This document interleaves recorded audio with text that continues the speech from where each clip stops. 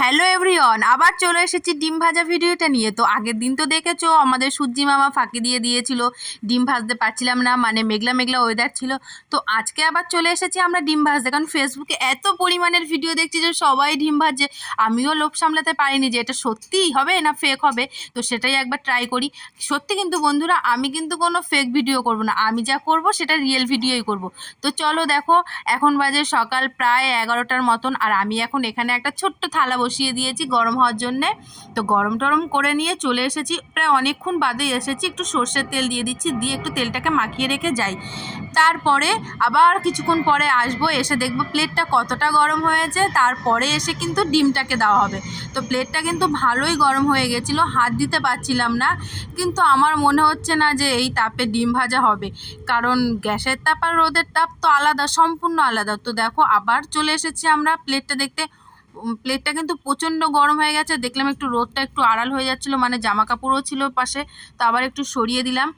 তেলটা প্রচণ্ড গরম হয়ে গেছে, ছেলেও একটু চেক করে নিল। কেমন গরম হয়েছে রে? গরম হয়েছে? গরম? ঠিক আছে ঠিক আছে ঠিক আছে, বলে দে বন্ধুদের যা 10 মিনিট পর আসছি। তো বন্ধুরা, এই যে আমাদের ডিম, এই যে বাটি, আমরা ঘর থেকে ভেঙে নিয়েই যাচ্ছি, কারণ বাইরে এত পরিমাণে রোদ, আমরা বাইরে বসে ডিম ভাঙতে গেলেও কষ্ট হবে। এখান থেকে ভেঙে নিয়ে যাই, ভেঙে নুন দিয়ে ফাটিয়ে নিয়ে যাচ্ছি। ভেঙছে না কেন? ভেঙেছে। ব্যাস, ডিমটা ফাটানো হয়ে গেছে, একটু নুন দিয়ে দিই। এই যে নুন দিয়ে দিচ্ছি সামান্য একটু।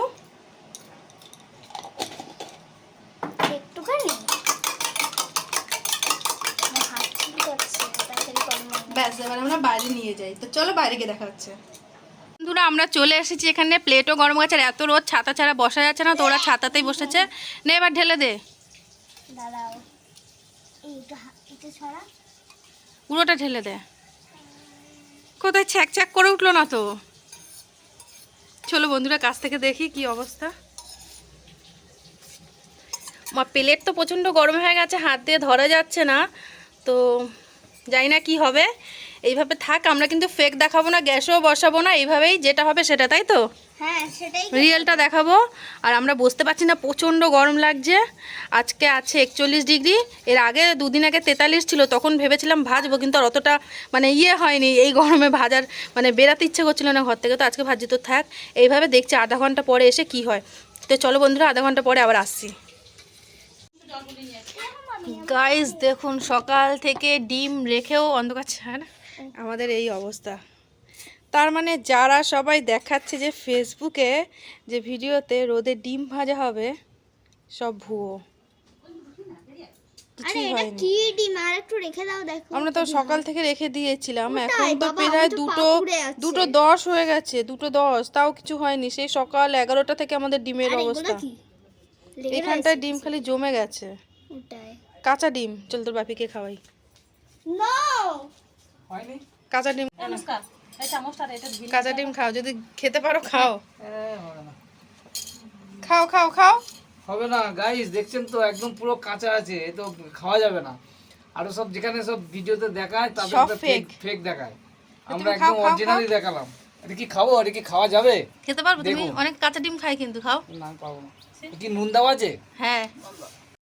তো বন্ধুরা, সবাই মনে হচ্ছে ডিম ভাজাটা বসিয়ে দিয়ে হয়তো অফ ক্যামেরায় ডিমটা ভেজে নিয়ে আসে বা তেলটা গরম করে নিয়ে আসার ফলেই এটা। কিন্তু আমি তো তোমাদের আগেই বলে দিয়েছি, আমি কিন্তু কোনো কিছুই ফেক দেখাবো না, যেটাই করব সবটাই সম্পূর্ণটাই তোমাদের রিয়েলভাবেই দেখাবো। তো দেখো, কিছুই হলো না, ডিমটার যা অবস্থা সেই অবস্থায় পড়েছিল, শুধু একটু জমে গেছিলো, আর কিছু না। তো ডিমটাকে কেন নষ্ট করব, কেন অপচয় করব? তো সেই ডিমের মধ্যে সামান্য একটুখানি পেঁয়াজ কুচি দিয়ে ডিমটাকে এবার কড়াইতে ভেজে এটাকে খাওয়া হবে। আর কি করব, ডিমটাকে নষ্ট করে ফেলে দিনি। তোমরা আবার কেউ বলো না যেন যে কেন ডিমটাকে নষ্ট করলাম। না, ডিমটাকে আমরা নষ্ট করিনি। তো আমাদের এই ভিডিওটা কেমন লাগলো সবাই কিন্তু কমেন্টে জানাতে ভুলবে না। ভালো লাগলে কিন্তু অবশ্যই একটা লাইক, কমেন্ট অ্যান্ড শেয়ার করবে। আর দেখা হবে আবার নেক্সট ভিডিওতে, অনেক নতুন নতুন ভিডিও নিয়ে আসবো। তোমরা কিন্তু ভালো ভালো কমেন্ট করো, আর তোমাদের একটা কমেন্টেই কিন্তু আমার ভিডিওর মানে উৎসাহ অনেক আরও বেশি আসে, যে না তোমাদের আরও নতুন নতুন কিছু করে দেখায়। তো চলো বন্ধুরা, টাটা, দেখা হবে নেক্সট ভিডিওতে। সবাইকে জানিয়ে দিচ্ছি গুড নাইট, টাটা।